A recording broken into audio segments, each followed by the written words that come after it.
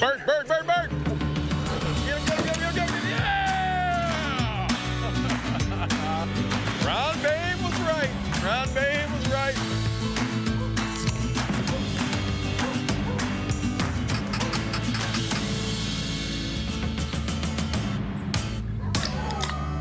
I'm feeling spry.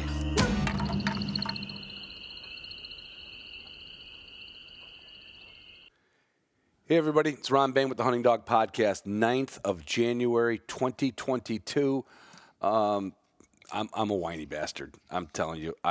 We got spanked by a lake effect snowstorm here in West Michigan. And now let me tell you, when I got here 30 some years ago, it was always snow. There was always a foot or so of snow in the backyard all winter. And you kind of get used to that. You know, it's like, okay, well, that's just the way it's going to be.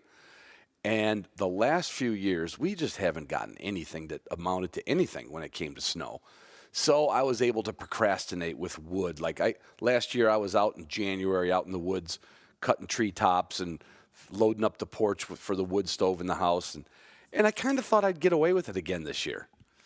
And wham, we got whacked.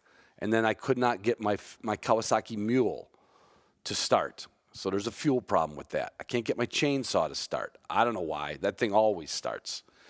I can't get the hoses off my log splitter. So if I could get everything else done, I can't get this hose off this log splitter. It's a mess. I want out of here. I'm done. I'm so done with winter, and it's only the 9th of January. You know what I'm looking forward to? No, yeah, spring for sure. But I'm looking forward to Pheasant Fest. That's going to be March 11th, 12th, and 13th in Omaha. That's going to be, if that's the light at the end of my tunnel, I cannot wait. I hope I get to see you there. A lot of my sponsors are going to be there. My title sponsor, Pike Gear, they will be there in mass with a big end cap booth and all their gear, their pants, their vests, their shirts, their hats, everything you can imagine. Onyx will be there. They'll have a booth. You know, if you're one of those people who aren't sold on it yet, stop at the Onyx booth. Those guys are going to show you some magic that they can do on your phone to help you hunt, fish, hike, canoe, kayak, golf. You know, like I said, anything you do that's outdoors, you can use Onyx for. Boss Shotshells, I just got an email from Lee this morning that they're going to be there. I was glad to see that. So Bosch, everybody knows what Bosch Shotshells are now. I can't believe how fast that company came on the horizon and took over, just like a West Michigan whiteout snowstorm. Copper-plated bismuth shells, you cannot get. Most people are just, a lot of people, I don't say most, a lot of people are just going to Bosch Shotshells for their everyday hunting load. You know, honestly, we don't shoot that much in a year, to where if you hunt anywhere where you have to do non-tox and then go back to lead and back and forth, don't mess around with that. Just get Bosch Shotshells and get on it, because you think next year is going to be more ammunition around than this year? I doubt it. Walton's has everything that you need but the meat. Go get their catalog. Walton's is a professional restaurant supply house that has, I'm going to call it the hunter's wing, okay? All their spices, all their food processing equipment, and it's not all. It's kind of like the old good, better, best. They have like giant, bigger, and big. So like if you're looking for kitchen equipment, they've got stuff for the everyday person for their house. Sausage stuffers, grinders, slicers, you name it. Go to Walton's, check it out. They have everything but the meat. Purina's got everything with the meat. Yeah, that's right, Purina. Everything plus the meat for your dog. They've been feeding my dogs forever, and they're going to continue to feed my dogs until I ain't got no dogs left. Gunner Kennels and Food Crates. Now, Gunner is not going to send anybody to Pheasant Fest. And I was like, boo-hoo. I had a great time with them at the last one 2 years ago. But they are busy, they are slammed, and they are going to send me some kennels. So if you come to Pheasant Fest and you haven't seen Gunner Kennels or Gunner Kennel and Food Crates, come on out, come to the Hunting Dog Podcast area at Pheasant Fest and check out some Gunner Kennels and Food Crates. Garmin, you know what? Garmin won't be there, but they sent me some stuff. Yeah, they did. They sent me some stuff. It's funny. You'd think they'd be there, but they're not. They're not going to be there. But I'm going to be there representing Garmin, the best navigation, the best canine training you can put around your dog's neck or in your game bag or on your lanyard or in your boat or in your plane or your helicopter or however you get around, you know. Canine athlete, wilderness athlete, make this the year where you actually do what you're supposed to do. Do something good for your dog. They have the supplements that just keep them young dogs new, them old dogs young, them high-powered dogs hydrated. They're those ones with the upset stomach. They'll keep them. Well, I don't know how they do it. It's the probiotic. Check out Canine Athlete and Wilderness Athlete. We'll have some new codes coming up in the new year. W Hunting Supply. Yeah, well that's the best. This episode you're going to listen to is going to be with Jason Doobie of W Hunting Supply and Brent Vaughn of Born 100 Years Too Late. If you never saw Brent's stuff on YouTube, check it out. He is a dry ground lion hunter from New Mexico. Super cool guy. I've talked to him over the phone, I don't know, dozens of times over the years. I had him on the podcast years and years ago. And we connected on Zoom with Jason from W and Brent, and we talk about some stuff coming out with them, a new podcast series that W is going to put out about this really cool, these recordings that were made years ago with this famous lion hunter named Dale Lee. And I mean, that's the original lion hunter. You know, you've heard about other lion hunters. The Lees go back even further. And I cannot wait to start downloading those. And W's going to be putting those out there on their podcast. Deck drawer systems. They are not going to be at Pheasant Fest, but they are going to do their best to have a demo model. It'll be kind of like a mini deck drawer system. So you get to see what I'm blathering about. You get to see how the drawers work. You get to see what it's made of. It is absolutely, I will not have a truck from now to the last truck I have without a deck drawer system in it. Because honestly, I like junk drawers, and that's how I treat them. It really keeps the inside of my truck a lot neater because if I can fit in the drawer, I can find it in the drawer. Did you see the last episode? Did you see the last issue of Shooting Sportsman magazine? You know, guns, dogs, birds, people, places. Yeah, my buddy Nate Akey. Yeah, Nate Akey is a heck of a photographer, and there's a picture on the cover of the last Shooting Sportsman magazine of his wife and a dog, his dog or her dog. And I'm telling you what, made the cover page. Way to go, Nate. I know you listen, and I know we already talked about it, but I'm telling you what, that is, I wouldn't mind a picture of that, Nate, that I could frame.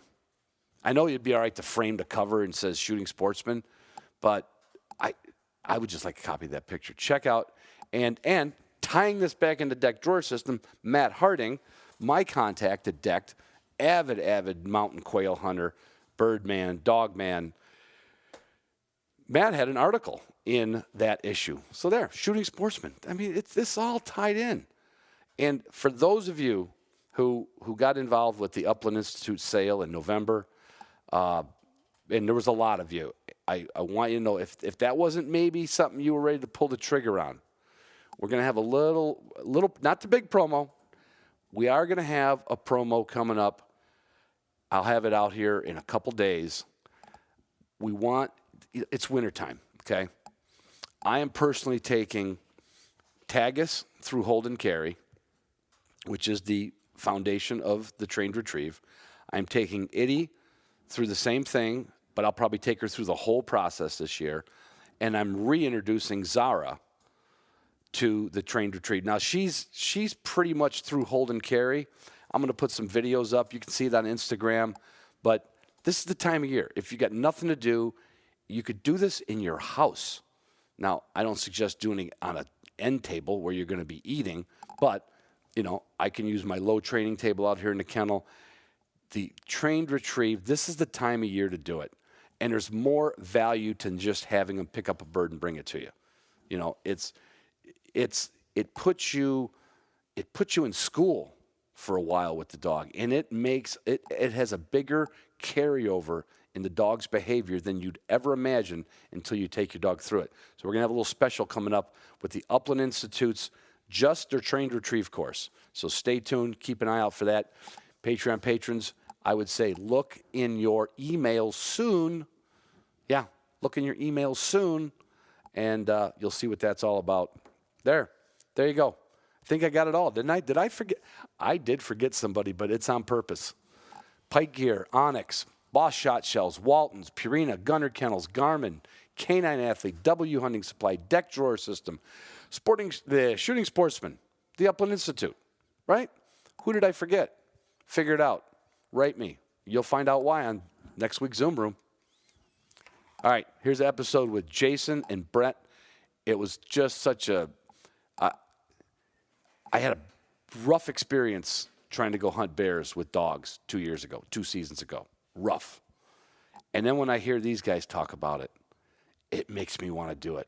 I've got to just dip my toe a little deep. In fact, I'm dipping my toe so deep into the hound world, okay, that the Michigan Bear Hunters Association annual meeting, big meeting up in Torch Lake area, Michigan, they're having me come on to be the keynote speaker. And I said, you got to tell me you couldn't find somebody that knew more about bear dogs than me? And they said, yeah, we probably could have, but we all listen to your podcast, and we love the Hound episodes, and we know that you're going to be slightly entertaining and slightly unpolished, which is leading up to my final little thing. My Patreon patrons, I typically thank you first. And it doesn't matter if I thank you first or last. You are the backbone of this podcast. And I in a process of adding a second tier. A lot of podcasters do that. Some of them do it for giveaways. Some of them do it for merchandise. I've never done it. I've always just left it at one tier. But I'm putting out a once a month, maybe more, once a month little podcast audio file. Sometimes it'll be a video file, and that's going to go to my Patreon members who are in the second tier, okay? And that's something fun to do. I've already, and it's going to be unfiltered.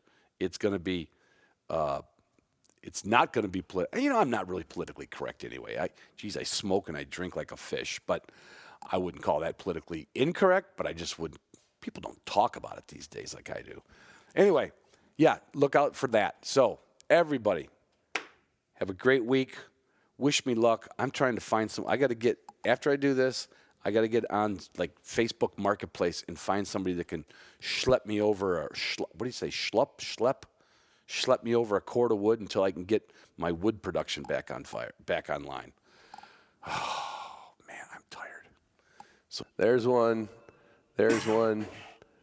Record on this computer. This meeting is being recorded. Okay. Hey, everybody, it's Ron Bain with the Hunting Dog Podcast. I'm on the phone with kind of actually two people I've never met, but talked to quite a bit. Brett Vaughn from New Mexico, a seasoned houndsman of many, many years with a sordid past. And Jason Doobie. Is that right, Doobie? Is that like Doobie? Yeah. Like a... That's it. Like a doobie? Like a doobie. Like a doobie. And from W Hunting Supply. And you'll find out why we're doing this, besides the fact that we want to chit-chat, talk about hounds, cats, mountain lions, bears, and my fear of horses.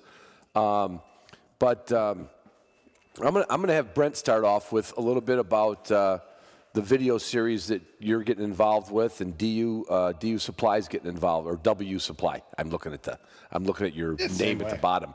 W Hunting Supply. So Brett, you take it from the top, buddy. All right. Yeah, there's a real famous houndsman, lion hunter, bear hunter, jaguar hunter, Dale Lee. Well, the Lee brothers. There were several of those brothers. I think there was like 7 of them. Clayle and Dale, and there was a whole bunch of them. Anyway, but Dale was probably the most famous and the most dedicated hunter of the bunch. And he guided guys down in Mexico hunting jaguars, and then, ran bears and lions and probably everything else in between. And he put out, years ago, they recorded a set of tapes of him telling stories And it's just like stories around the campfire. And he's talking about hunts and different things that happen, mules and hounds. And there's 20 of these. And they're about, Jason, they're about an hour long. About an hour. Yeah. Yeah, between 45 and an hour, if I remember right, on all of them. Yeah. And there's several stories per episode, I would say. You Yeah. know, 1 hour consistent, you know, usually 3 to 4 stories, depending on how long-winded Dale was. Yeah. Yeah. And I like the way Clay did on the Bear Grease podcast, or not Bear Grease anymore, whatever they call it now. No, it is. Yeah, I think it is Bear Grease. Is that That's Bear the Grease? new one. Yeah, he said, Dale tells a story like he's calling a horse race. And And they're coming around the corner, and we got him by a nose, and we got but he tells a real good story. And the way I got a hold of them is years ago, I got a bootleg copy of them. Some guy was selling them, and I tried to get as much information on hunting and hounds and big game hunting with hounds as I could. And so I bought some from him, and I started my YouTube channel. And of course, the Warriors of El Gato, I got those too. That was some tapes, they're DVDs that Bruce Kennedy put together. And man, I thought, well, this would probably work real good on the YouTube channel. So I started trying to find out who owned the rights to those tapes. I never could find anybody. I mean, I thought, well, I'll just record one and put or upload one to YouTube, and there's no video with it. It's just audio, but I put a bunch of pictures, to go along with the audio. And well, it didn't take too long, and I got a message on my YouTube thing, said, "Hey, that's kind of funny. I just heard my uncle telling stories on YouTube." He said, "I'm Dale's nephew." He said, and he said, "I have the rights to those." But he's real nice. He said, "If you want to sell the CDs for me," he said, "that would be great." He said, I don't have a platform or anything, but if you would sell them." So I started selling them, and then I think W Supply sold them for a little while too, and they're kind of expensive. I mean, yeah, they were over $100 for the set. I want to say they were like $120 or $130. Yeah, time you get them out the door, what they're asking now is $180 for a physical copy of them. And so, and we sold some. I mean, I don't know. We probably sold, I don't know, maybe 10, something like that. And it was really more work for me than it was worth, and so and I found out that Dale's nephew, Mike, lived real close to W Supply. I thought, he's sending them all the way down here to me, and then I was going to be in the middle between W Supply. So I told them, why don't you guys go ahead and sell them? Anyway, they didn't sell as good as I think, because they were probably a little expensive. It was pricey. Yeah, and so I've been working and having to drive around a lot, and of course I started doing the podcast with W and some of my own interviews, and then also we shared the Warriors of El Gato deal, and there's probably 8 or 9 of those, I think. Yeah, there's a chunk of them, and they're up on W Supply's podcast now. And I thought, well, these Dale Lee CDs or audio tapes, whatever you call them, would be perfect for the podcast. Yeah. And so I just called Mike, Dale's nephew, and said, "Hey, what would it take to get these so I can share them on the podcast?" And we hem-hawed around back and forth, and finally I just made him an offer, and he accepted it. So we had a little agreement written up, and so I sent them to W Supply, and they're going to start sharing them 2 a month, I believe. Is that right, Jason? Yeah, we're going to alternate, because our podcast, it's not a 1 day a week. We've got a Wednesday launch day, and then we have a Friday. So basically the Dale Lee tapes and Brett's content is going to alternate every week with Bear and the Hunting Hound on Wednesdays, and then Fridays are going to be our personal episodes and we try to alternate those between like a tech tip or a training talk, little shorter episode. Try to keep them around half hour, and then our longer episodes, just our general conversations and whatnot. But yeah, Brett's should be every other week, and I mean, shoot, there's enough of them. We got dang near a year's worth of content going every other week with just the dailies. I would have bought that. I could use it. I could use a year's worth of content ahead of time. Yeah. Yeah, right. He was thinking. Well, I kind of made a commitment to do some interviews myself, and here right when the pandemic started, I had a guy who had worked for me for 25 years retire, and I didn't feel like training anybody else to take his place. And so I figured I'll just do the work myself, but that doesn't leave me much time between hunting my own dogs and going and interviewing guys. And I think I've done like 4 or 5 interviews myself. And there's some good ones. And so I want to continue doing that, but I'm going to have to get to a place in my work, which hopefully happens real soon. I'm going to semi-retire. He's got a plan. I got a plan, and it's good to have a plan. It's good to have a plan. Well, Brett, I want to ask, what era, like span of years, was Dale Lee doing this? In what was the era he was doing it? Like the 40s, 50s, 50s, 60s? Yeah, right up into the 60s, I believe. Yeah. In late 60s. Some of these stories go back into like the 40s, if I remember right. I believe right. Late 40s. When he was going down to Mexico and and then over on the in Arizona on the Blue, and then the Chiricahuas.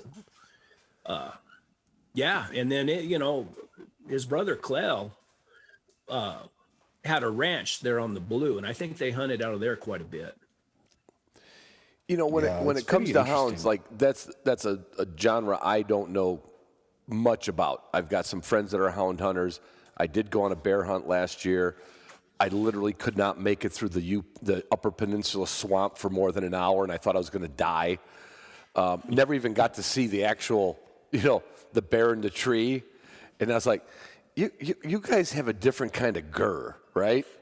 I mean, you do. No, I like that. I mean, because like when you're bird hunting, and you could be walking for, you could walk for a couple of hours easily in North Dakota and maybe not see a bird, right?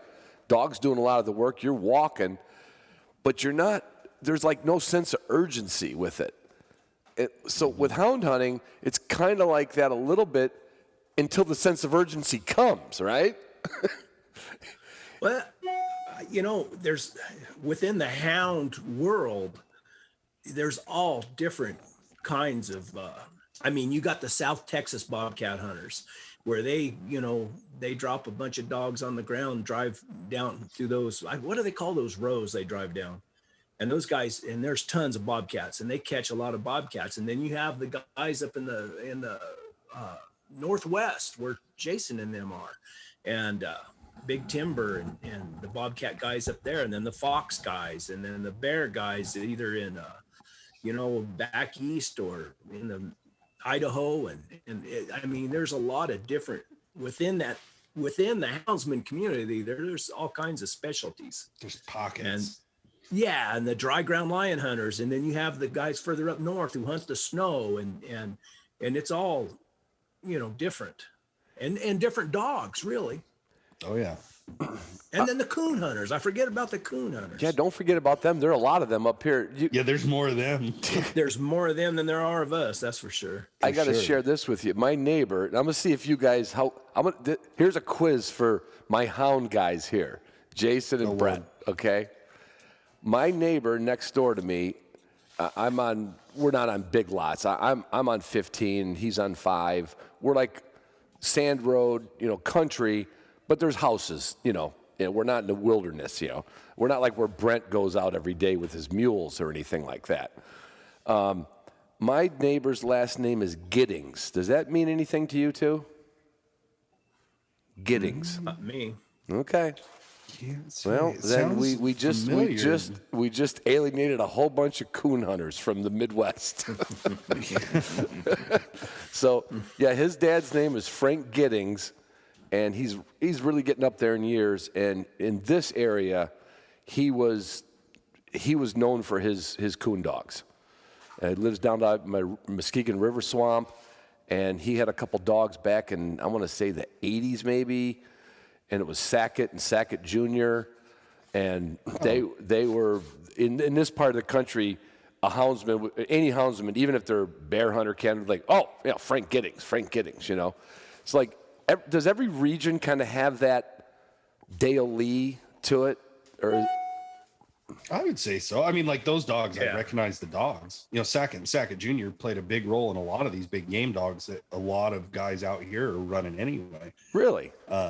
Yeah. Oh, yeah. Yeah. There's a lot of Sackett blood running around.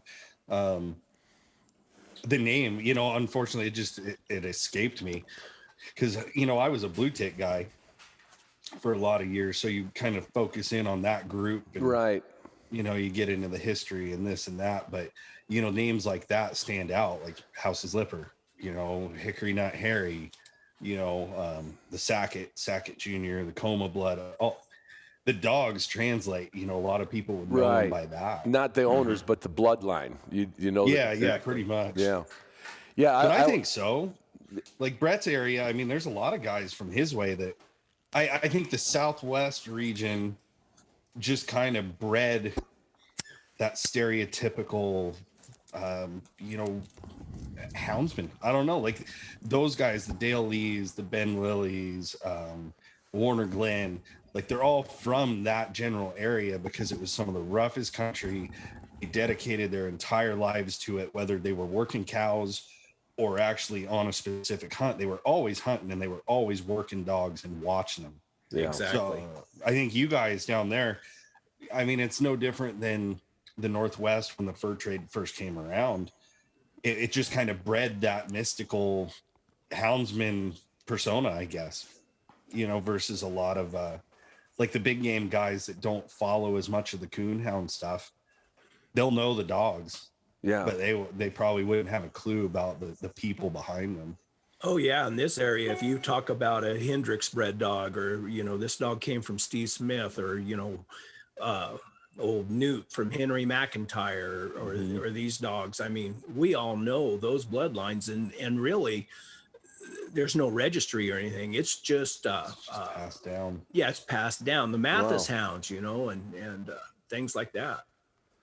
So it's almost like with the dogs, it's almost like brands, almost like, you know, if we were a shotgun guy, the Brown. Oh, you got an old Browning? Somebody would say, yeah, I got some Mathis blood. Oh, you got Mathis? Yeah, and I've said this many times. The houndsmen I met quite a few in the Shenandoah Valley in Virginia, where I got another place that I used to live and work. And I mean, I could not believe how many houndsmen there were in the Shenandoah Valley. I mean, it was. Piles. I mean, whatever gas station I pulled, because we were right on the edge of the George Washington National Forest, right in Augusta County.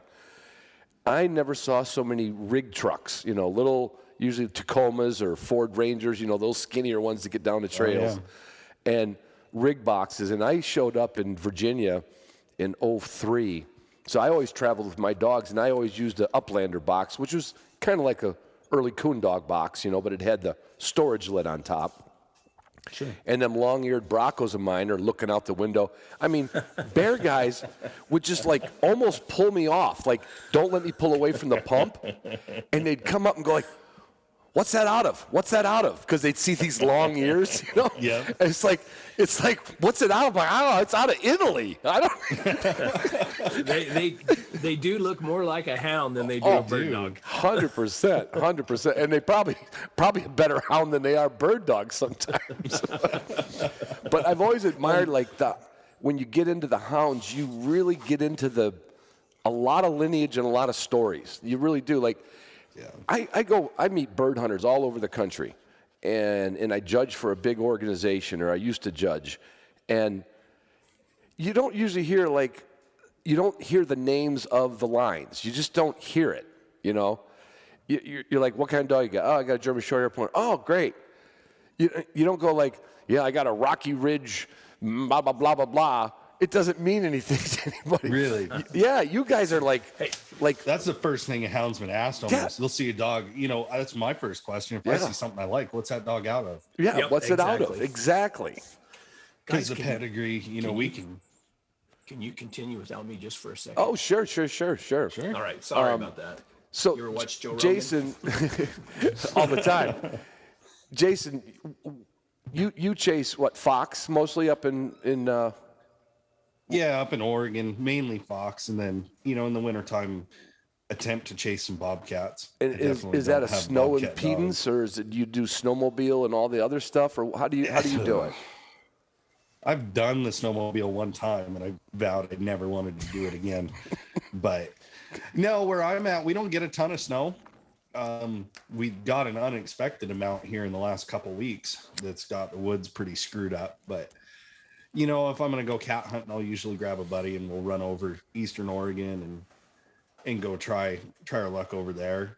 There's not a huge cat population around where I live, so most of the time we're just chasing gray fox. And what is that like compared to is it easier, harder, or do houndsmen not want to say easier, harder? Yeah, that's gonna get you in a it's fight. gonna get probably. you. Okay. I don't know. Like, I'm not experienced enough in cats to really give a fair assessment of that. Probably. I mean, I know the cats have, I've been on. We've had some that ran for 2 minutes, and we've had some that ran hours and hours and hours. Okay. But really, the fox was just a draw to me because of the population. We had a pile of them around, so you could go out and you could have multiple opportunities to train young dogs. You can show a dog 4 pieces of game in a night versus once every 2-3 weeks. You're setting that dog up for success versus hoping for success. So it's got to be the same thing with hounds. More contacts, right? I mean, Oh yeah, there's you guys got it made. I wish we could who said that? I think it was Jared Moss, and he's like, man, if I could find a way to put a hound dog on 100 lions in a month, we'd all have it made. Right. It's not like you can just go out and kind of set up a situation. It's really just boots on the ground and get them out there and hope for the best and do your part. So, foxes, I'm pretty sure I don't see them during the day. Foxes aren't, do you hunt them during the day or do you hunt them at night? I don't. There are some guys that hunt them during the day, go out in the morning and try to catch call it the late move, when they're headed back home after feeding over the night. But usually it's that right around dusk, just after dark. You usually try to get one going fairly quick. But yeah, they're usually out feeding about dusk, so you can catch them as long as you can pattern them and figure out where they're going. You can be pretty successful about consistently putting on even the same piece of game. The same fox, you can run it as long as you don't kill it. You can run it as long as you want. Half the time they cross in the same places or same general areas. They're real habitual, aren't they? Yeah, they're very you can pattern them the same like a bobcat. Bobcats are pretty consistent. Like it's been 2 weeks now, we did that Houndsman for Heroes hunt, and my buddy started a cat track right where I started one the year before, and that thing was headed straight. I could have sworn he was going to the same tree, but he ended up pulling up short by about 200 yards. But it's same exact trail. Put him in a rock pile. We couldn't get the cat, but they're extremely consistent, it seems like, and even generationally.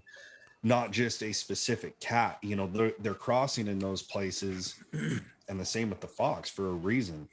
So it's feed or it's cover or, there's a reason they're there. And if you can figure out the reason and figure out the crossing, your opportunities just go way up. Right. Just like Brett, I'm sure it's the same for you. You guys get those lions. They're very consistent.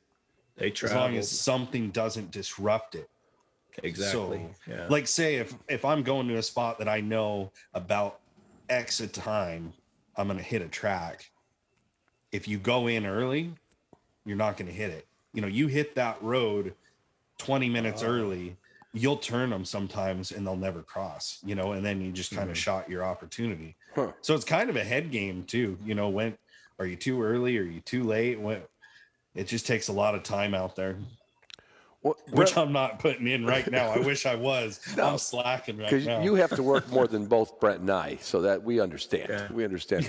Brett, what's the lion hunting like? I mean, the few times I've heard, and I heard, we just said his name, Bear Grease. My God, Clay Clay Newcomb. Newcomb.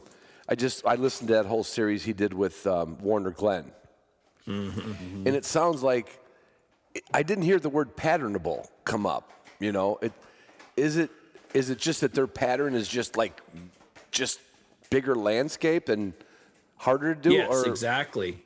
They have travel routes, just like Jason was talking about the foxes, and even if you take a lion out of that, you know, if you take that lion that has used that travel route, there'll be another one travels the same route, and they're real habitual about that. And then you know, like Warner Glenn, he's a second generation lion hunter in that same country, right? So they know all the crossing.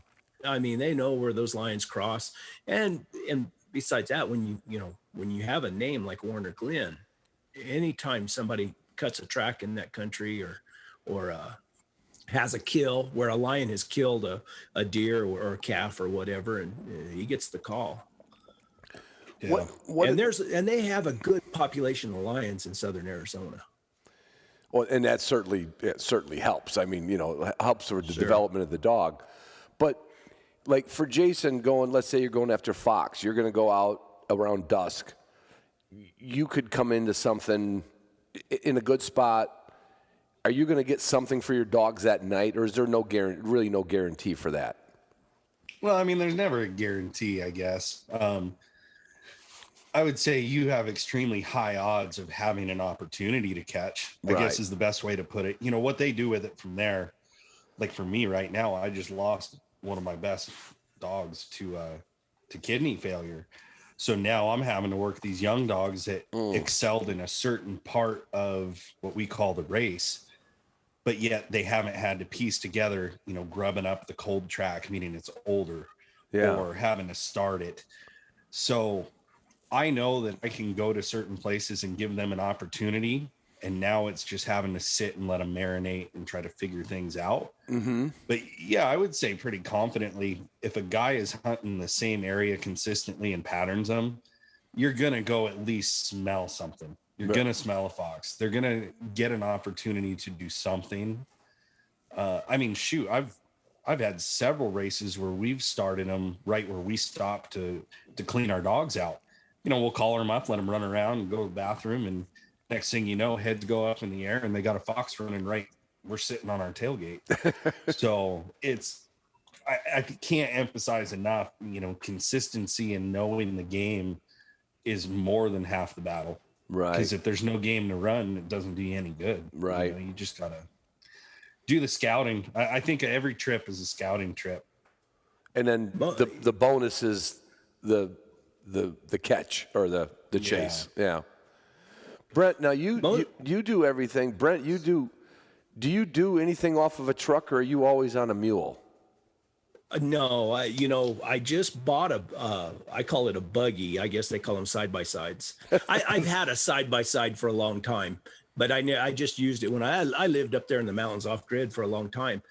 And I just bought a new one, and just because I knew I was going to be busy working, and I still have to get these dogs out. So I can get in the buggy and I can load up, 6 hounds and go out and get them exercised and every now and then hit a track and get to trail a little bit, but and be back by 10, 11 o'clock. Right. Where if you load up a mule, time I saddle a mule and I get out and here lately I've been taking a pack mule with me just because trying to get that extra hour or so out of the dogs, because so many of the areas I hunt are real dry, and so I pack water, and so I can water the dogs before they dry out, and they just they get hot and they quit. Right. But most of the outfitters or the true dry ground lion outfitters, when you pay to go hunt with them, it's 8 or a 10 day hunt. Like Mike Root up here, Yeah, Oh and my that's God. and that's and they might trail, they might hit a line track and trail, every other day or something like that. But to get on that catchable track, they asked for them to give them 8 to 10 days. Really? To do that. Yeah. Well, because you may take, correct me if I'm wrong, Brett, but the guys I've talked to, it may take you a week to catch that cat. It doesn't mean they're smelling it that whole time, but you're trying to figure out where that cat went, where it is in its movement patterns. Mm-hmm. And like the real good dry ground hunters, you talk about it all the time, Brett. They can look at the landscape and just tell, we lost it here, we need to go there, we need to get to that ridge, we need to get to that crossing point. So I mean, the dogs might not even be smelling it, but I feel like you guys are hunting all the time. Mm-hmm. Where it's different when you're hunting out of a truck or a side-by-side or whatever. With a truck or a side-by-side, you can kind of just pick up and try another spot quicker, right? Mm-hmm. You just kind of like, oh, let's try this, let's try that. So that's what we do. Exactly. We'll spot hunt it. Like if we're in a truck and like anytime I'm driving through an area, if I cut a cat track or a fox track or whatever, I mark it on my Garmin. Yeah. Every time.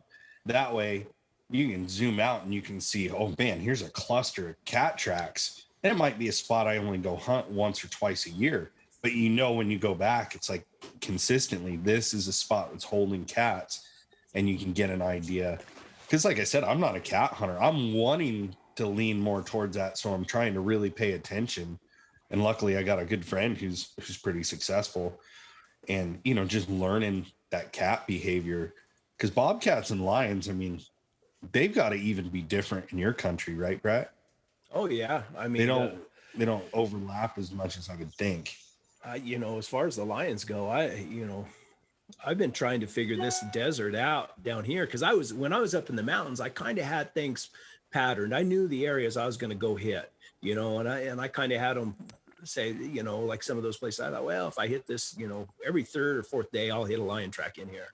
Sure. I knew where they came through, but down here in this desert, it's been frustrating. And you're gonna start running fox soon. Oh, I run fox already, not because I want to though. A fox will move out in front of those dogs, and those dogs will trail him like a lion, like a cold lion track. Really? See, I want to come down there. They'll cold trail that fox when he's just like 10 minutes in front of him. Yeah. In front of him. And matter of fact, I'm pretty sure I did that. And I caught the fox this morning, I'm sure, in a hole up there. But the dogs, we got so many big rock piles that a fox or a bobcat can just get away from you. And you don't, you sit there and watch those dogs messing around. You pretty soon you just holler at them, say, hey, come on, guys, let's go. Well, it's hard because they are less scent. Like a fox or a bobcat. I don't want to say one's harder than the other, but I know the jumped races I've been on, a cat jumped, if you can stay on it and keep the pressure, does not seem to hold up like a fox. And that's not going to be a popular statement to a lot of people, but that's what I've seen personally. It's, I know for a fact I've seen dogs go 5-6 hours on a jumped fox, which is, there's no stopping. There is no baying up like a bear. Bears will go, heck, I mean, I've seen 16-hour bear races too, but they're stopping, they're braking, they're baying up. There's a lot of change in the pace of the race over that time, where, you get on a jumped race and it's running, it's just hauling the mail fast as you can, hold on to the track and put the pressure on. Well, so Jason, with that, again, this is, I think it's, if I could keep up with you guys, I want to do it, but I don't think I can. But so are you saying a fox just kind of doesn't like stop and think? He just keeps going. He just. But if you got pressure on it, is he going to circle, or is he just going to go to the next county, or what is he going to do? As soon as you think they're going to do one thing, sometimes they'll do something weird. I knew that was going to be a baited question. I wouldn't get an answer from. But consistently, they usually stay in the same general area. I've had nights where you've never had to move the truck. Okay. They'll just kind of loop around. They'll run up a ridge. They'll hit a creek bottom. They'll run down. We've got fox tree in the same tree just about every time. Really? You know where it's going. But, they don't do the tricky. I shouldn't say they don't. I can think of one in the last couple of years that really pulled some tricky stuff. But once they figure out what'll give a dog a slip, you can guarantee it's going to do it next time.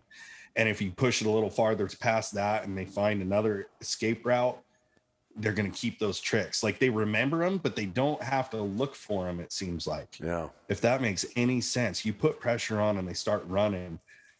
Man, if the dogs don't bobble, it is one of the coolest sounding races you'll ever hear. Sounds like a screaming bear race, but you're doing, 8, 9, 10 miles an hour sometimes. Oh.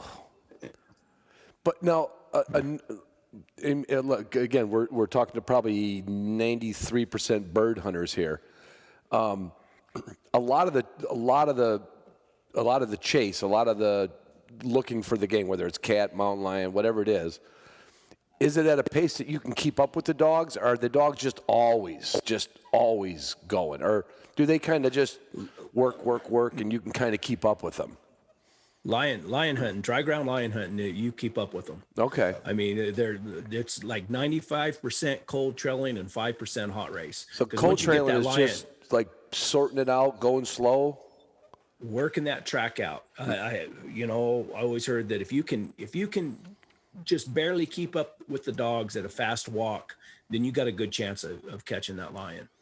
But if you're, usually you ride up ahead or walk up ahead, and you have to sit and let those dogs work out that cold track. They're and in this country, I mean, I've trailed lions that were 3 days old, and what? And I've had a 4-hour-old track that I couldn't trail. Yep.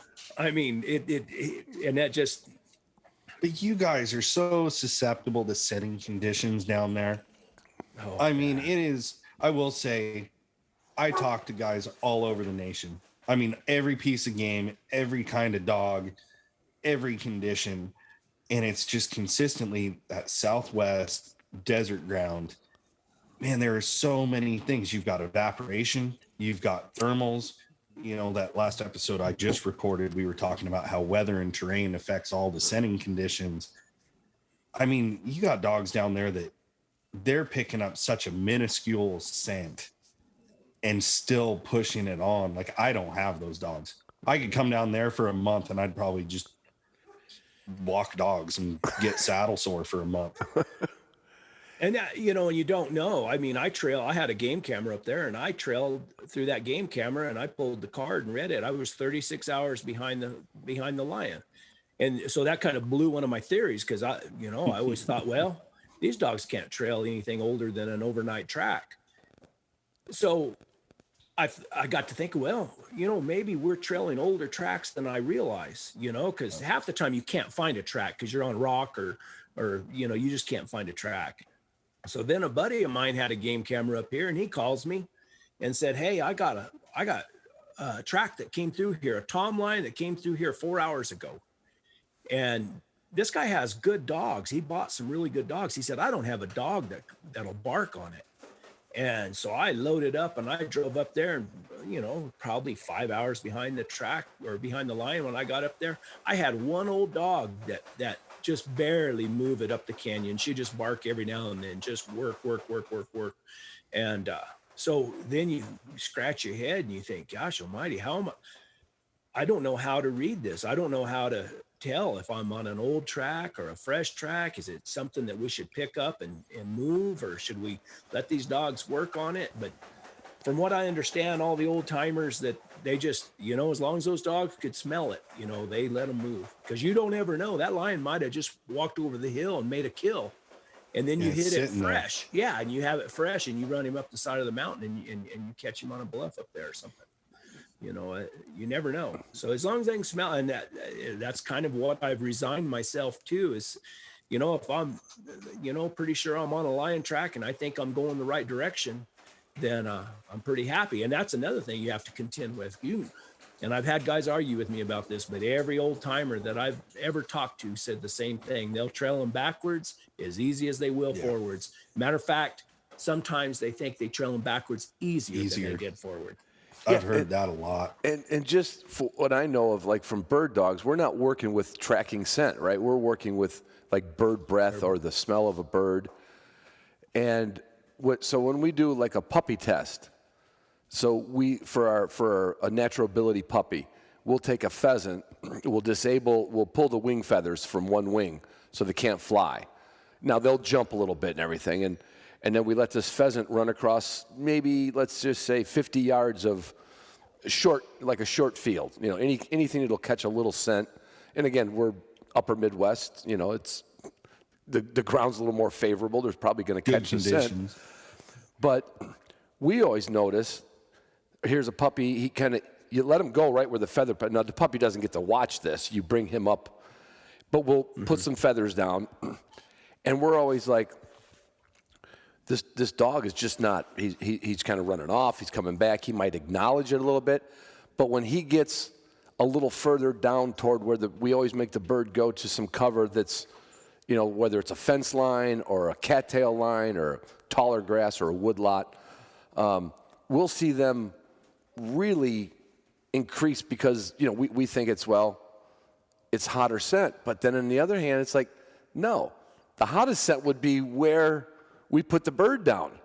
And we don't get those acknowledgments sometimes, It's almost like he picked it up way out there, but way out there would have been sometimes, I hate to say this, but sometimes when you get these pen-raised pheasants, we have to kick them to get them to go. To get them to go. And it's weird that when you say the dog sometimes tracks better backwards, I've noticed sometimes the dog does better when the scent's been down longer or something. I don't know. We constantly beat this up in our heads like, who's going to figure this out for us? Because there's a lot of factors. That's like if you had, I've heard this a lot of times, and I've been exposed to it with bobcats, is you have one run across the road, and then, so you get excited and you want to dump your dogs on it right now. Yeah. And they just look at you like, what do you? They don't even know it's there. Yeah.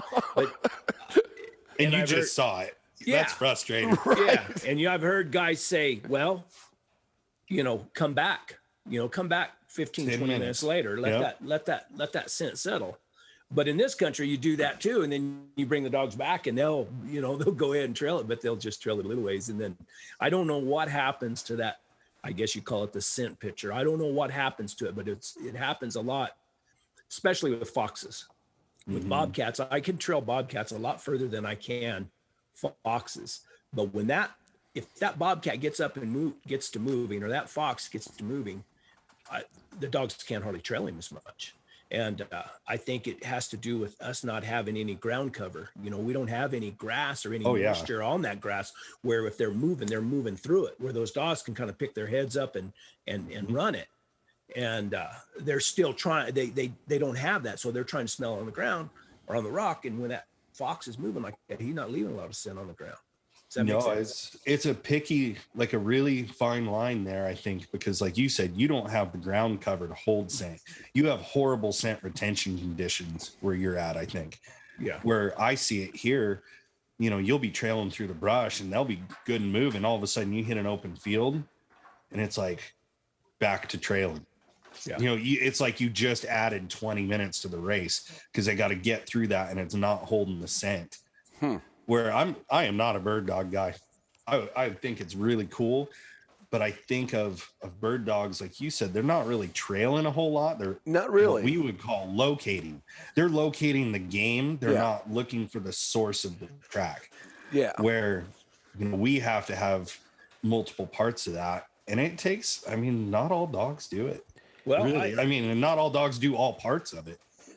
This morning I had some young dogs with me, and we were walking on a ridge, and that ridge probably, drop off that ridge about 30, 40 yards, 50 yards. And those currents are coming up out of that, from below that ridge, because the sun had came out and it started to heat things up. Thermals. And the thermals are coming up. Well, I had an old dog stuck her nose up in the air, and it's a known I've trailed lines right through there before. And she stuck her nose up in the air. So she walks off to the edge. Well, those young dogs stick their nose up in the air. Man, here they go. They take off. Of course, me being the eternal optimist, I think there's probably a lion down there. So I walk off to the edge, and man, they start bawling and They even talk. I hate to admit it. They even talked the old dog into going, and they're bawling right there. And I look out in front of them. There's a coyote running, and of course then, your timing has to be right. But I got my timing pretty good on this one, and I got to give them a little shock treatment. So A little trash breaking. but there are houndsmen that do coyotes, right? Or is that more sight? Is it sight and scent, or is that more a sight thing with coyote? Well, I ran coyotes for years with sight hounds. Oh, okay. And, okay. And I did that on horseback too, which was a lot That'd of be fun. That Dude, was that'd be fun. such a blast. So I love watching the videos of those guys like in Nebraska, in the cornfields and their drop boxes, and it's pretty sweet to watch. Man.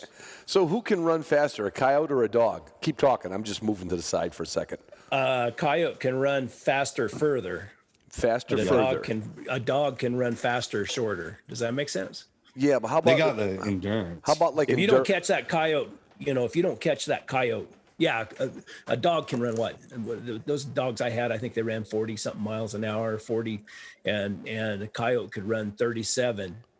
So they could catch him, but that coyote can run 37 miles an hour all day long. Yep. And that dog can't. Just keep skipping out in front of them. So if you don't catch them right away, and I used to matter of fact, I got a video out where I caught a lion, and with my sight That's hounds. right. I remember that one. you caught a Yeah, lion and I with was- your sight hounds? Yeah. What were you And- using for sight hounds, Brett? Just some crossed up dogs. They had I'm sure they had some Scottish deer hound in them, and what we would call a cold blood greyhound, which is not a hot blood, not off the track, and we call them wolf dogs. I mean, we always, when you say, "Hey, you got any wolf dogs?" and they're big old rough, fast dogs that can handle a coyote. And what I used to do is, because we don't have the open country like they do in Nebraska and Kansas and Oklahoma and then in the panhandle of Texas, we don't have that open country. So we got patches of open country, and these dogs can't. If a coyote makes it into the brush, you're not going to catch him. It's over. Yeah. So they they're lose really sight. not. I don't want to interrupt, but I'm fascinated. The sight hound, is it 80% sight and a little nose, or is it sight? Just His sight. sight. Just sight. Now I had some that would trail, but they could trail if the conditions were right. They could trail just fast enough to just keep you going and not catch anything. And Tie up like all that. day. I like You that. just tie up all day on one track. but I used to, I had a Fox Pro collar. Well, I started doing it before even Fox Pro came out. We had a John Henry from Coyote Gods fame came out with this thing with a converted Big collar. speaker. Oh yeah, converted collar, the MP3 player, and a Zodden. A boom remote, box? or You got a big boom box on your shoulder? No, it wasn't a Zodden. Well, the trick was you had to get that sound out away from you, especially when you got three big old, 85-pound dogs on the stand with you. So Yeah, or they're gonna rip your mule over trying to hold on to it. So I would go out in the desert and I would hang that Fox Pro up and set up an ambush. And different than if you were shooting, because shooting, you'd kind of want to be up high where you had good sight, where you could, get a good shot at the coyote. You have your shooting lanes or whatever. But this, I'd try to get down low and I just set up an ambush. All I had to do is get that coyote to come through.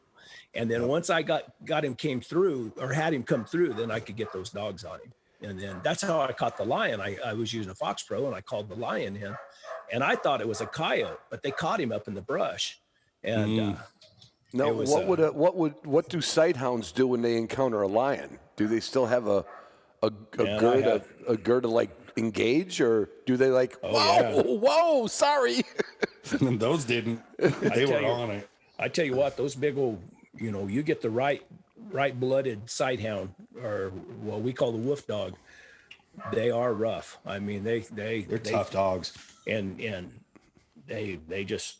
And it was a small lion. I'm not going to say if they'd have caught a big old tom on the ground, it'd been a different story. But they could stretch it out and just grab it, and They stretched it out. I had a big old, we called it was an Appaloosa dog is what we called him. He was kind of colored like a Catahoula, I guess. And Oh, if you were hunting grizzly bear, he'd hunt it. I mean, he was Really? a good dog. Yeah, he was a real good dog, and I called him Joe, and he just ran in and grabbed a hold of that lion, and then the other dogs, they stretched him out. Wow. I got the video on my YouTube channel. Well, we should mention that because I'll knowing me, by the time we get done with this, I'm like, oh, I'll forget. Brett's YouTube channel is Born 100 Years Too Late, right? Yes, sir. And that's how I met you. I think I was seeking you out when maybe in my first or second year of podcasting. I'm like, I got to talk to this guy because you were going to you were taking trips to meet those, and that's when we go back to the Dale Lee tapes. You were taking trips to meet some of these iconic guys, like these old timers. And I started, yeah. And I started doing that a long time ago. That was a long time ago. This was back before any of the podcasts were up. And I was nervous to do the podcast with you, and I kind of put it off for a long time. Yeah, I remember. Don't worry. I was staying up in the mountains at that time, but it's just so much. I wanted information so bad when Bruce Kennedy come out with those Warriors of El Gato DVDs, and I was working in Tucson. I went and seen Bruce and sat down with him, talked to him about those DVDs and everything. And then later on, I thought, a guy needs to interview all these old timers and talk to them to share their stories. And so I wanted to start doing that, and I did some, but gosh darn it, It's time consuming. You can't get them on a Zoom call. They don't care anything about being on the internet. And you can't talk. You can't talk to them on the phone either because they don't hear good. No, you got to go to them. They want to talk. They want to talk to you. But you were taking trips. I thought at one point Tennessee one time, and you were taking some trips, and I was like, oh, that is, and that's one of the things when I do the podcast. I don't get a lot of old timers, but I'm like the day I got in the bird dog world, there's a fellow that lives in Montana, up by Livingston, Montana. His name is Ben Williams. He writes for a lot of sporting magazines. Middle initials O, Ben O. Williams. And when he moved to Montana, got a teaching job, he went to the DNR. I think he had to be 6-month resident for small game or a year resident for large game. But he went to the DNR by a license, and he told the DNR guy, he says, well, what do you want to hunt? He says, sharp tails. The guy says, have at it. Nobody's out here hunting sharp tails. This guy's lived in Montana. He's in his probably late 80s now, still runs some dogs. When I got him to come on the phone, my next goal was I'm going to Livingston, Montana to talk to him in person. And then when I sat in his little study, he was also a sculptor. He taught art, he taught welding. You meet them old guys, and you're just like, you could just sit there and just listen to them tell stories. You don't even have to go hunting. No, I know. And when Brent was doing that, that was like, that's some of the things I've got to get more of, And it goes back to this Dale Lee, to sit and listen to a guy tell stories on top of who's a good storyteller. Because sometimes you got to drag it out of some of the old timers a little, You don't have to do that with Dale. That's for sure. He was right. Those stories were so elaborate and details. I mean, down to the first pilot episode, I guess, he's talking about the boats that they had special made for hunting the jaguars down there, and describing the clients down to the guys that are going to make it and the guys that weren't going to make it. The guys showed up with overweight. The guys showed up with gym shoes on or tennis shoes, and the other guys showed up with knee boots. Yeah, yeah. Well, one of them, he was he just basically said, nobody else is going to shoot my jaguar. And, there's a story to be told about that I won't give away. But, I mean, they're full of – they'll make you laugh. I mean, and it just goes to show that I guess hunters have been the same way for a long time. Practical jokes on each other. Yep. Confrontations. It's cool because I had listened to all these a long time ago. When I first started at W about 5 years ago, I got the last set that we had in stock. his buddy says, take it if you want it. So I listened to those every time I went hunting, and I've just kind of sat them aside until Brett's like, hey, I got these things. And now we're going back and listening to them, and it's like, man, there are some great stories. Yeah, I can't wait to start listening to them. Brett sent me a clip of one, and I listened to him, and I was like, oh, I could just sit back, get some beer, put my feet up, and you feel like you're there. You just feel like you're there. And that, part of hunting, a lot of people in my world, and I'm sure in the Houndsman, you always hear the saying, I do it for the dogs. I do it for the dogs love it so much. We know that. Mm-hmm. But I'm trying to be a little more honest and say, I'm about 49% do it for the people. Because when you meet those, just like when we go to South Dakota like 25 years ago, back in the day when you could just knock on just about any farmer's door, he'd give you permission. He just wanted to talk to you for a little while. Right. He wanted to know where you're from. His wife chimes in a little bit, but we'd sit there. I remember one guy we brought out with us, a real young guy that worked for me. I had a connection through when we were little. We made sure the kids were tortured, so we took them to church and Sunday school and all the things until they got old enough to not go. And a friend from church hooked me up with his parents in South Dakota. And they were at that point, it was a good spot. Nobody, opening day of pheasant hunting, for non-resident, we didn't see another hunter because this was not where everybody goes in South Dakota. Sure. But when we got there, his parents wanted to chat for a while. And Bruce was just pacing, like, come on, let's go. And me and my older friends that were there on the trip were like, really? Well, what was the season like? How much rainfall did you have? And oh my God, they could talk about rainfall interesting. There's some about old stories, you just cannot beat them, No. And I think it can resonate, if the younger people don't want to hear that, then I don't want the younger people, I don't want them out there. I think they got to embrace that culture. Well, and that's what these podcasts, I think, like in general, as sportsmen, as woodsmen, as dog hunters, it's been really great because the knowledge bank is so wide now. Yeah. I have a different perspective because I deal with these people every day. I hear stories every single day, and some of my customers, man, if you could get them on podcasts, you'd have some stories. You should have a record button right on your work phone line. That's what I've said. Or just have a hot button. Like, we're going to call so-and-so and just get them on right now. And they're going to tell me the same story as yesterday. Right. But, in the hound world, it is kind of different because it's not just a pointer or a retriever. And I'm not trying to sound elitist here, but there's so many different pieces. And it's such a niche down thing where, like, Brett running coyotes with sight hounds. You got the guys up in Wisconsin running them with scent hounds too. With scent hounds, yeah. Or I have a dog that my goal when I got him was he was going to be a coyote dog because he's a real weird mutt. He's 17-inch beagle was the dad. I gotta disappear again. Go ahead.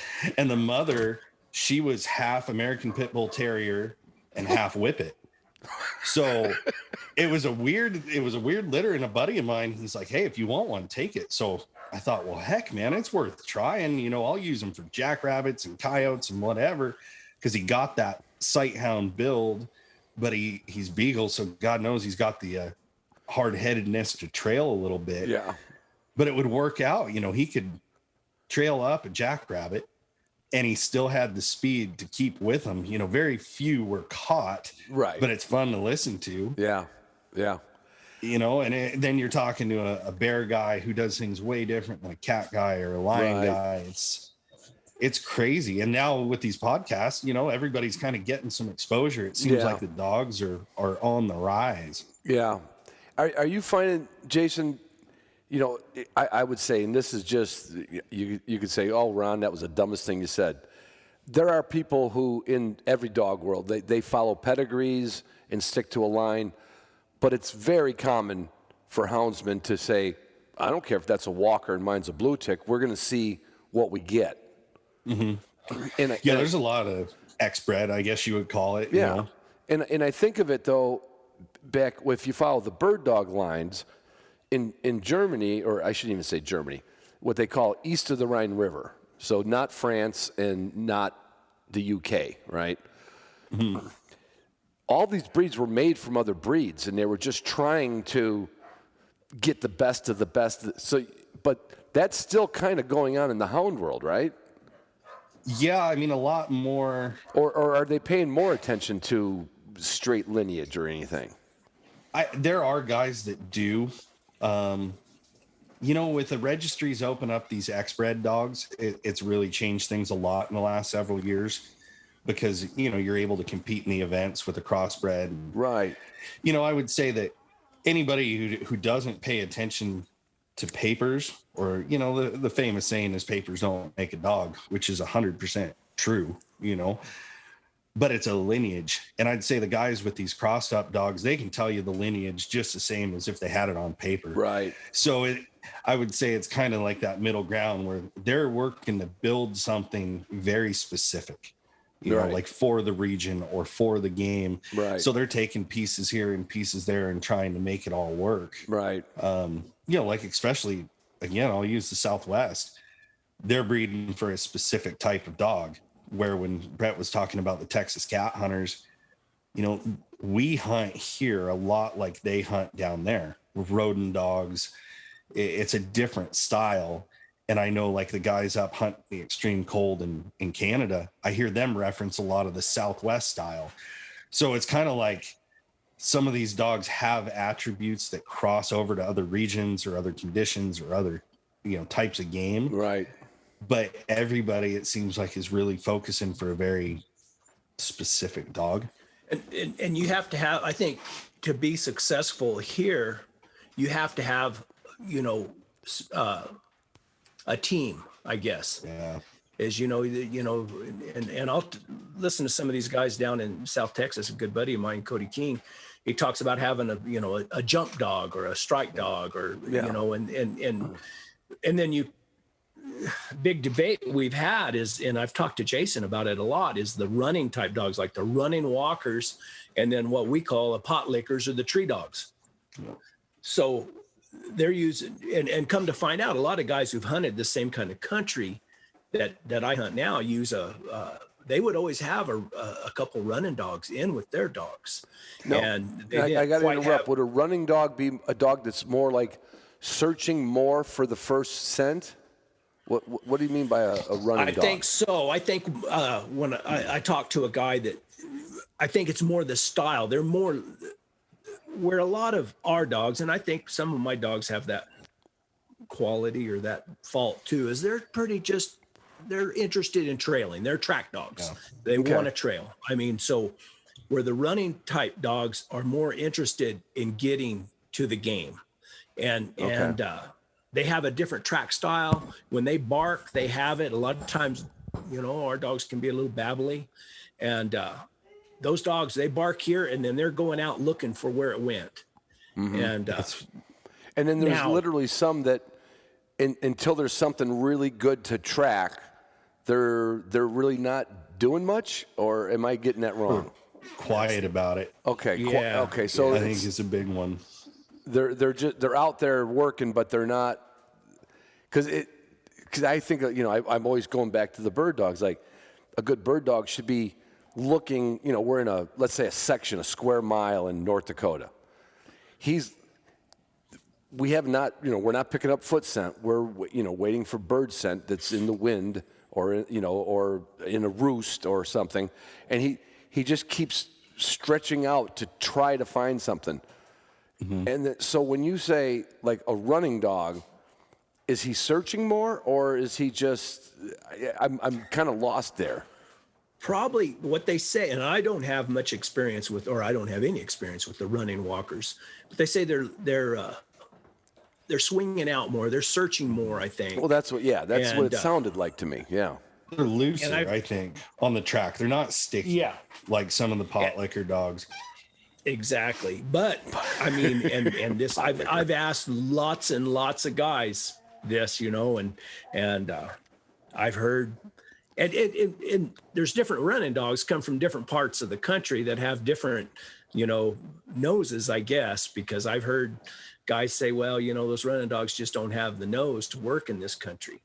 And I've had guys, some pretty famous lion hunters that I've talked to and asked them about the running dogs, and that have tried some and said, come to find out they can't be fast on what they can't smell.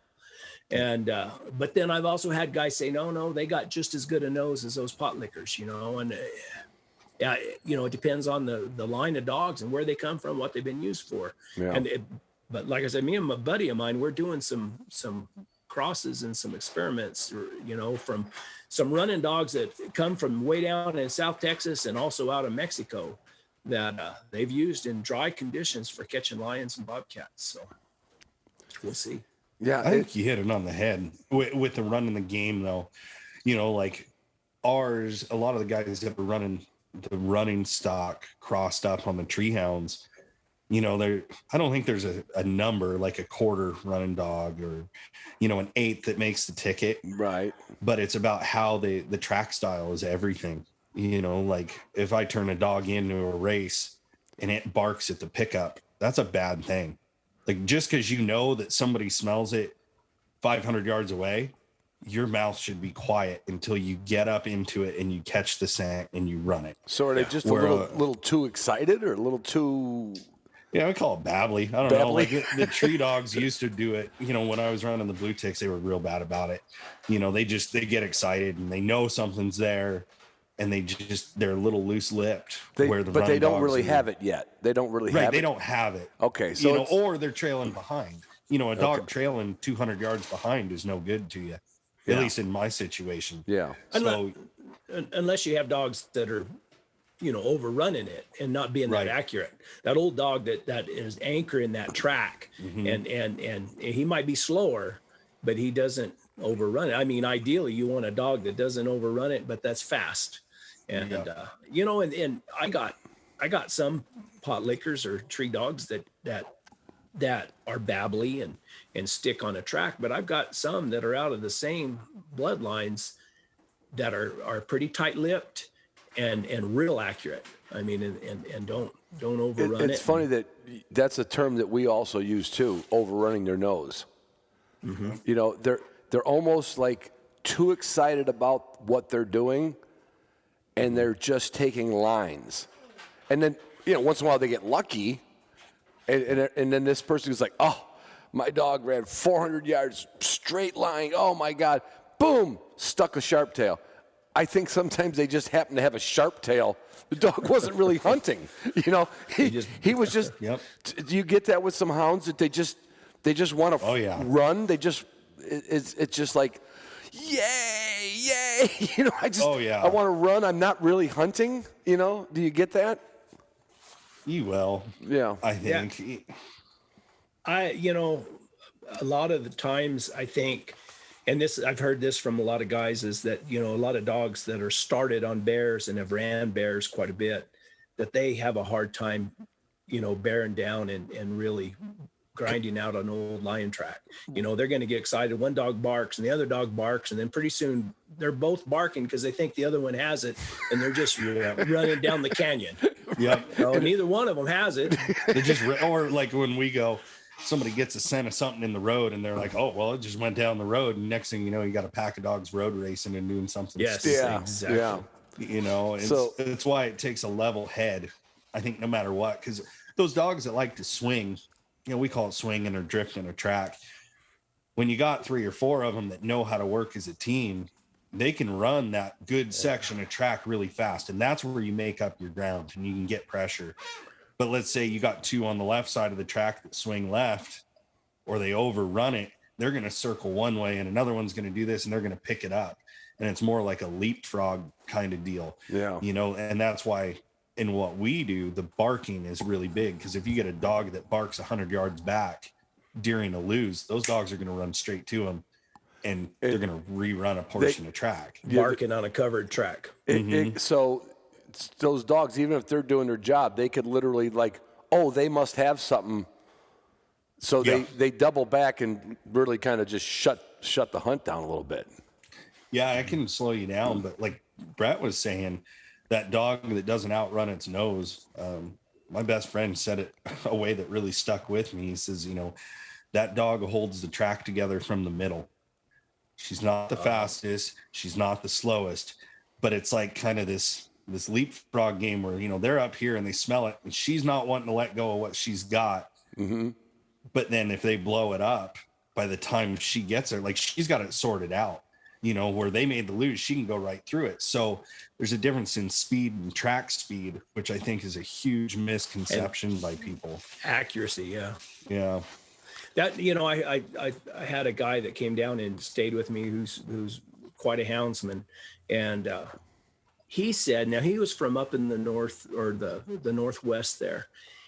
He ran bobcats and bears, and they didn't like their dogs to run lions because they said the lions made their dogs sticky yep. on a track. Have you heard that, Jason? Oh, yeah.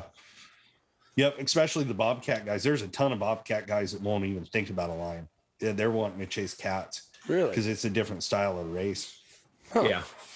Because they don't want to cold trail a cat for 2 miles anyway. Okay, you guys got to speak on that because everybody that doesn't know that knows less than me, and that's most of my listeners, you guys mentioned cold nose, and like you just mentioned you lost a good cold nose dog.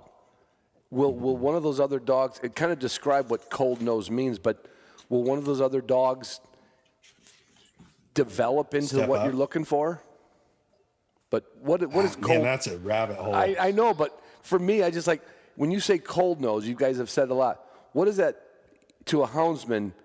Like if you said, I got a good cold nosed dog, it doesn't mean it doesn't hit you in the cheek and feel cold. I mean, I do believe that you say a cold nose. We just use the nose as a reference. I think it's the dog's brain interpreting that scent.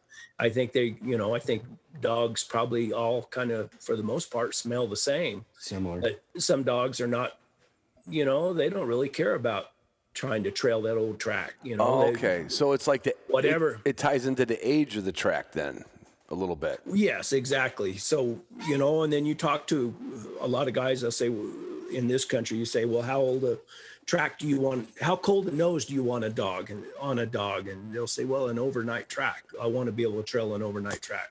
Mm-hmm. And then Warner Glenn, matter of fact, he says in one of those Warrior of El Gato interviews, he said back in the old days, he said, we had cold nosed dogs. He said, we could trail an old track. He said, we did a lot of trailing. He said, but we didn't do a lot of catching. Yeah, I've been there. Yeah. Those dogs spend all night chasing something that you're never going to catch. Oh, I think I do that often. And it's a balance, though, I think, between dogs' ability. Brett and I really are a lot of the same thinking the more we talk, because I think a lot of it, cold nose is tough, because I do think that dogs really do have a very similar nose. It comes down to learning the conditions and having the brain to put all the pieces together. And some of those dogs that are determined, I think the determination plays a lot into the coldness of their nose, if you want to call it that, because there are those dogs that just want to stick. They want to stick to that track and they want to grub it out and they want to find it. Other dogs, Jason, like my young dogs, they just want to run. For Jason and Brent both, do you think it can be something? I went to a George Hickok seminar in Bozeman years ago, and he said dogs learn by association. They learn by what they do, right? Just like you learn a hot stove's hot. I ain't touching that. Do you think it could just be sometimes the stars lined up and it worked for that dog, and he's like, no, that's how I'm going to hunt. Do you think that can have a play into it? Absolutely. I think that's it more than anything, personally. Yeah. Environmental, whatever happens to just everything to that dog. Yep. During that formidable period, where they're learning, right? Something happens that clicks, and then there might have been a little luck in the fact of scent condition, hours behind the track or minutes behind the track. And a couple of exposures like that, and that dog is in his head. He's like, I don't care what you guys are doing. Yep. I know what's going to happen if I stick to this. To an extent. Yeah. I mean, I've got some dogs that will trail just for the sake of trailing. And I've got a female dog that that she'll trail when you know that you have no chance of catching that lion, and she'll work and work, and you might sit down and eat lunch and take a nap and everything else, and she's gone 30 or 40 feet.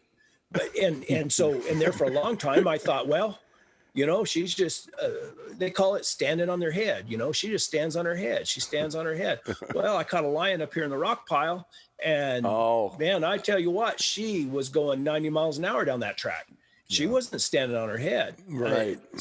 But she's more inclined to try to trail an old track than a lot of dogs. Okay. Yeah. It's so amazing. I would have to say that, like, hounds, I just think they have more variables than the bird dogs. Just more, because there's a field search is a field search, and they're you guys have just all these different environments. I mean, we have certain scent conditions. You can go out to North Dakota and hit a dry spell, and you're like, we didn't find any birds today. Well, the birds were there, but the birds also didn't leave they didn't run from one field to the other so the dogs are never looking for the track; they're looking for the scent only. Yep. And we get our minds blown. We'll sit on the tailgate like, oh, it's too dry today, too windy today, So do you guys do the same thing? Do you sit there and drive yourselves crazy at the end of the day? Oh, yeah, all the time. Because, that's just it. I think with the hounds, people that are unfamiliar with it, society has painted a picture of what we do that couldn't be any farther from the truth. It's not you turn a dog out, you go catch a piece of game by any stretch of the words. Right. It's there's so many factors involved, like just what we call the race.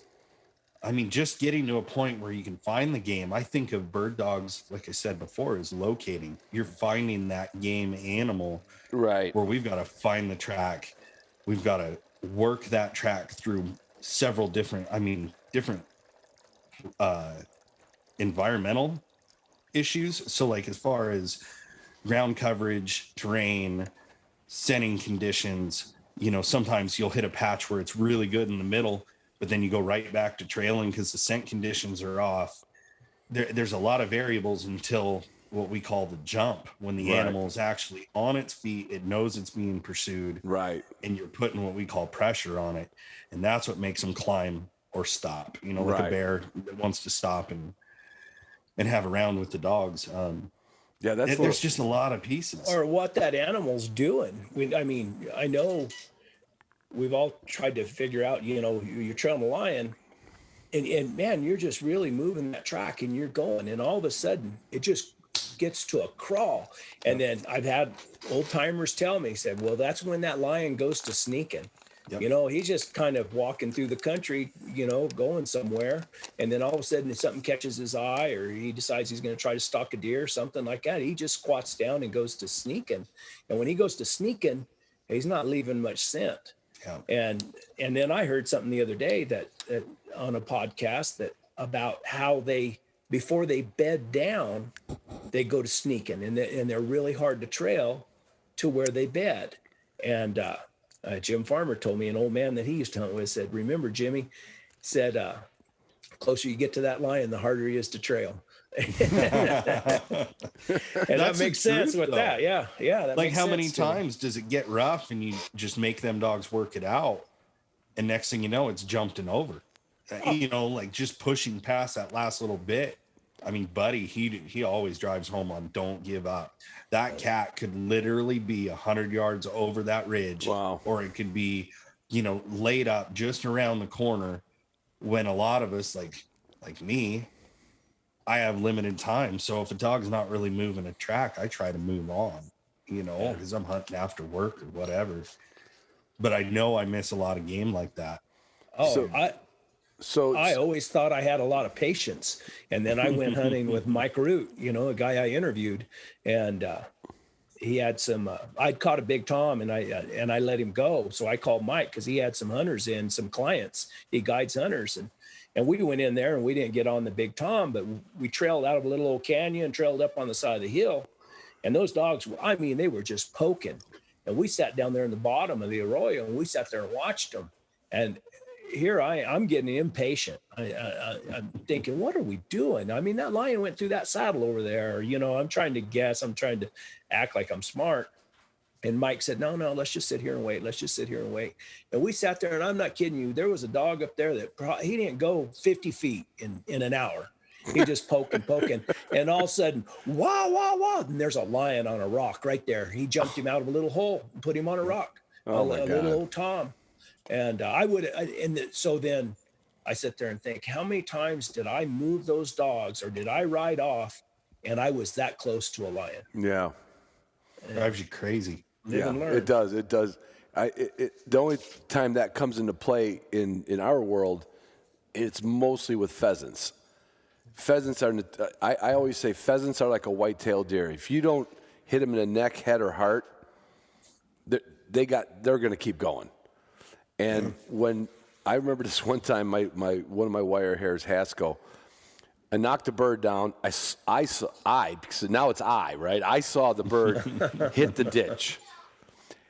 And he's got the nose. He's already going down the road. And I'm going, Haskell, come. And I'm trying to get this dog to go where I saw it, right?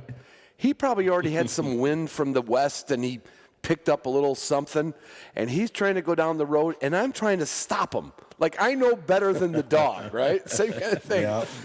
And I'm probably turning red. My friends are going, Jesus, Ron, will you quit screaming? You know? And I'm kind of like, screw him. Let him go look down. He's not hunting. He's hunting. He's self-hunting. No, he picked up something, and 100 yards down that road, he pops out of the ditch and brings the bird back to the truck, And I'm like, he knew. Yeah, I guess I kind of got in the way a little bit there, didn't I? Oh yeah. That's the hardest thing with working dogs. Yeah, we were just talking about this the other day. Is especially with the hound. I mean, I've got lots of buddies now that train bird dogs and hounds, and it seems like the hounds are just you got to give them opportunity. And you got to know when to stay out of the way and watch that natural ability. And I feel like then you hit a point where you know what you're working with. Then you can go to honing and fine tuning. Then you could be quiet, right? Then you could be quiet and trust them. Then you don't have to yell and save your voice. Now, none of us have ever yelled at our dogs. I know that. I mean, we've never. No. Well, listen, guys, we got to do this about every 2 months, I think, because I've got. When you hear you guys talking about hounds, it is just the same, but to me it's harder. It's a harder road to hoe, but it's that same kind of like. The dogs are a big thing, but just talking with your friends about it, that's as much fun as the hunt sometimes, Oh, yeah. Just telling them stories, and it goes back to the recordings that, Brett got for W with Dale Lee. And I'll be listening to every one of those things, because when you get some old guy telling a story, I don't care if it's about working in a factory. I've met some colorful old guys in factories. They could keep you. They could keep you entertained for a whole lunch hour. Oh yeah. I remember the time that foreman come up to me and he says, "You're not putting out enough." And I put my finger in his chest and I told him, "Now listen, you." And you hear these guys tell them stories, and it's like. Well, you love Dale Lee then. Oh, I can't wait. I can't wait to hear them all. I can't wait to hear them all, guys. That's good. That's good. Anyway, so did I miss any other than my wonderful sponsor, which was comedically connected? Jason wrote me an email and said, we're thinking about sponsoring your podcast, and I said, well, I'm not a big hound guy. I'm kind of upland. And I remember Jason said, "Hey, we have a budget and we're looking for a podcast." Yeah, that's what it came down to. We had a budget. We had a couple other. And I couldn't be happier because, Jason, I always forward stuff to you. And I've told people, and the few hound guys I know, I need a string around my finger. I got to wrap this up with a little bow. But a friend of mine, the guy that I did go bear hunting with last year, he happened to be here the day I was just doing emails with you and talking about, you guys becoming a sponsor. And like he just started singing the praises. Literally, he says, "Oh my God!" He says, "You could be in the middle of the mountains. If you can get a hold of them, they will get a next day package sent to you because your collar broke." Yeah, we try to be there. I mean, I'm sure that's not available midnight on Saturday, but you guys, and I've sent you, Jason, I've sent you emails, and people literally said, "God, Ron, you're right. Those guys are fantastic." So it's great, and that's been so good for our team too. Yeah. You know, we've got a team that works really, really hard, and orders. I can't tell you the last time we didn't get all of our orders for the day out, even through the holidays. It's been, provided it's not on back order, we try to clear everything out every day. Right. And your listeners are great. Oh, we get a lot of them. Like you just send an email and we get hooked up with them, and they're so nice to deal with. And we've built some really good relationships in a short period of time because we were really looked at as a hound supply, which is our primary. Sure. That's our customer base. Right. But man, I'll tell you, since coming on with you, the bird dog side of things has really picked up. And, when we started chatting, I remember talking with Buddy about it, and he says, well, just let's try it. Let's see what happens. Just tell them it's a one date. We can't guarantee a second date on this one, but right. This has been a pretty good year so far. I'll tell you a good story. Go ahead, Brent. This is years ago, and I think W had just started, and I bought my collars. I bought the first Garmin collars from them, and me being a typical houndsman, I was dogs were trailing up a canyon, and I was trying to keep up with them, and one of the collars quit working, and I happened to have cell phone service. So I called Buddy, and I was trying to film the hunt at that time, and I didn't know what I was doing, and I couldn't find my I had one of those old GoPros, and I couldn't find it, and it was gone. So I called Buddy, and I was upset because I knew those dogs were going to top out over that ridge, and I wasn't going to be able to get my mule over that ridge. I was going to have to go way around. I would have no way to find my dogs. And so I called Buddy, and I wasn't very friendly. And I said, I said, these stupid collars I paid this much money for, and blah, blah, blah, and it quits working. I just got them, and it's blah, blah, blah, blah. And I said, and to top it all off, I just lost my damn camera. A week later, he told me how to update the collar or something. It was my fault. But he sent me a free Garmin Verb, that little camera that Garmin made for a long time. Oh, yeah. He just sent me one. Oh, okay. And we get a lot of those phone calls from the mountain. I usually get them, and it's hard because by the end of it, the guys are usually like, "Hey, man, I'm real sorry. I'm not trying to be difficult, but that's the difference. Is like me myself, I'm a houndsman. Buddy's a houndsman. Right. Even the staff that isn't, they understand the importance, and we try to get them to the woods and have them experience. Right. Like we understand it's a heated situation. Your stuff is broke in the moment, and you need it the most. Right. So it's like we don't take it personal. Let's just get the problem solved. Right. We can worry about the rest later. We don't take it personal. Right. And then you end up becoming friends and lifelong customers because you're like, exactly. It's like a little Thanksgiving family fight, but you still love each other sometimes. Yeah, Yeah, and the potatoes stick to the wall, and then eventually they fall off. So it's all good. Yeah, no, it was good. And then when I talked to Buddy, I said, I talked to Jason. I told him, he goes, I know. And he says, I like the fact that you told me you didn't think it would work. Like I said, didn't think it wouldn't work, but I'm like, I just want you to know my demographics. He's like, no. And it was just like the last time you and Buddy and I talked, it was like, I don't know when it'll happen. And here's my last segue into, I'm good at segues. Oh my God, am I good at segues? He's a professional, Brett. We should be taking notes. I know. I listen to him all the time. Trying to learn. The fella that took my neighbor, or actually my neighbor's son, on that bear hunt last year, 2020, and up in the Berglund unit in the UP, his name's Elijah Keller. And he called me up. I want to say I already put it on the calendar for March 4th and 5th. 4th and 5th, right? Yeah, I told Jason about it. He goes, "Hey Ron, would you consider being the keynote speaker at the Michigan Bear Hunters Association meeting?" I'm like, I'm a bird dog guy. He says, yeah, but you're funny. You know, I'm like, You got that going for you. I have that. I could do that. And I said, but I'm gonna need some data because I wanted to do this. You know, I do this with the bird dog. Like I like to pick on the breeds. Like so, I am gonna lean on you guys. You know, we're gonna and I only got a couple months to do this. I hope you're as thick-skinned as we all are. All the bear hunters are, and the coon hunters and lion hunters, bobcat. I hope the houndsmen can appreciate it because I don't know what else to come to with the Michigan Bear Hunters Associated meeting with except for a sense of humor, because I got to sit there and talk about all these breeds. So like when I was going to do it with the bird dog people, I had a person working on some cartoons for me, like just caricatures of dogs, and I was going to have a PowerPoint like of a Weimaraner, and it's like my thing was like, does anybody here have a Weimaraner? Oh, you, great. Here, I have a crucifix because the last Weimaraner I had to have a Catholic priest come and exorcise it.